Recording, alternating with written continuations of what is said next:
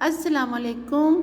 آج ہم میراث العروس کے باب نمبر 29 اور 30 کے اہم نکات کا جائزہ لیں گے۔ نمبر 1، محمد کامل کی سیالکوٹ میں آوارگی۔ نمبر 2، خطوط نویسی میں کمی۔ نمبر 3، عسکری کا سیالکوٹ جانے کا ارادہ۔ نمبر 4، محمد عاقل اور اکبری کی گھر واپسی۔ نمبر 5، مکتب کا انتظام محمد عاقل اور محمودہ کے حوالے۔ نمبر 6، عسکری کا محمد کامل کو راہ راست پر لانا۔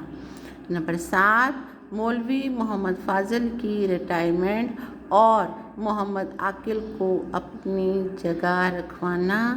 یہ وہ تمام نکات ہیں جو باب نمبر 29 اور 30 میں زیر غور ہیں۔ اگلے باب میں کیا ہوتا ہے؟ اجازت دیجیے، اللہ حافظ۔